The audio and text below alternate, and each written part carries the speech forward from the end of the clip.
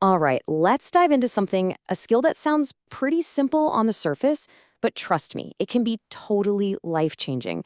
We're talking about learning how to just watch your own thoughts. It's a practice that can completely transform how you relate to your own mind, shifting you from being its puppet to its calm observer. So, do you ever get that feeling? Like your thoughts are just running the show and you're just along for the ride. It's that nonstop inner chatter, worries, to-do lists, random memories. It can feel like you're just caught in this river of noise. But what if you didn't have to be? What if you could just step onto the riverbank and watch it all flow by? And that's exactly what we're getting into. Look, the goal here isn't to suddenly have a perfectly silent mind.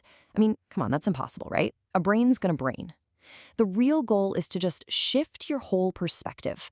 It's about moving from being this, unwilling actor in all the mental drama to becoming a calm, centered witness. And this right here, this is the absolute key. It's all about creating a little bit of space, a separation.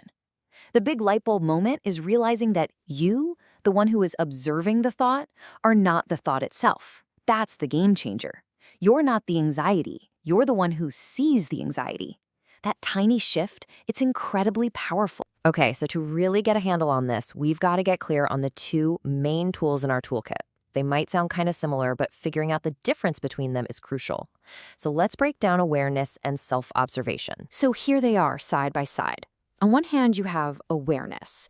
Think of this as just the general light in a room. It's passive, it's broad, it just kind of illuminates everything that's there without changing it. Then you have self-observation. This is more like a spotlight. It's active, it's focused, it's something you point intentionally. Getting this difference is everything. Let's dig into awareness first. It's really just that broad, non-judgmental noticing of what's going on right now. The feeling of your feet on the floor, the hum of the computer, that general mood you're in. It's exactly like flipping the main light switch in a room. You're not judging the couch or trying to move the table. You're just seeing it all. It's this open, receptive state. And then there's self-observation. This is where you take that general room lighting awareness and you actively aim it. You deliberately decide, okay, I'm going to shine a spotlight directly on my own thoughts. You start watching them as if they're little events, popping up, hanging around for a bit, and then fizzling out.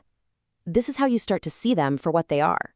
Just passing mental events, not facts. All right, so theory is great, but how do we actually do this? How do we put it into practice?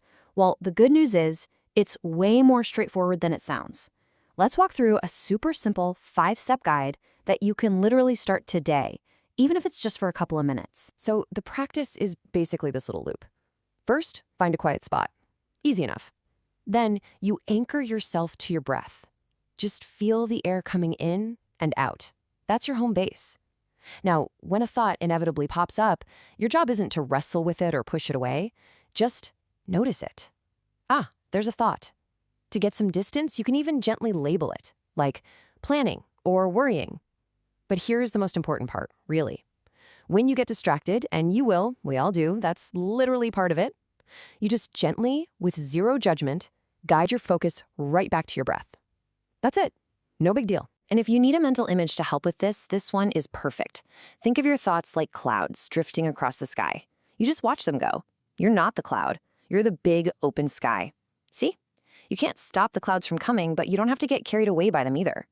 This visual alone can be a game changer, turning that internal struggle into just patient watch. Okay, so once you've got the hang of the basics and you're comfortable with just watching the clouds go by, you can start to go a level deeper. And this isn't about making things harder or more complicated.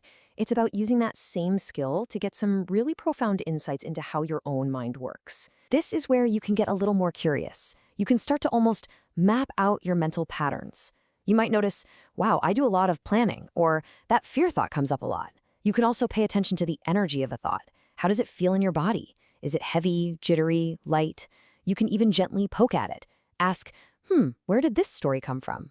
And no matter what, your breath is always there. It's your anchor, your safe harbor you can return to anytime. All right, so why bother? Why do all this? Is it just to be a little calmer for 5 minutes? Nope. The payoff here is huge.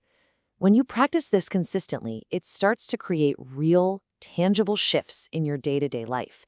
It's truly transformative. And what's cool is how the benefits all stack on top of each other. So when those stressful thoughts start to lose their grip on you, your stress and anxiety naturally go down. And once you're not just reacting to every emotion, you can actually start to see where they're coming from. That's real emotional regulation. From that, you get to know yourself on a way deeper level, beyond all the mental noise. This helps you spot your own biases, which means you make better, clearer decisions. And the end result of all of this? You're just more here, more present for your own life. And this is so important to remember. A lot of people think the goal is to get a completely silent mind, but that's not it at all.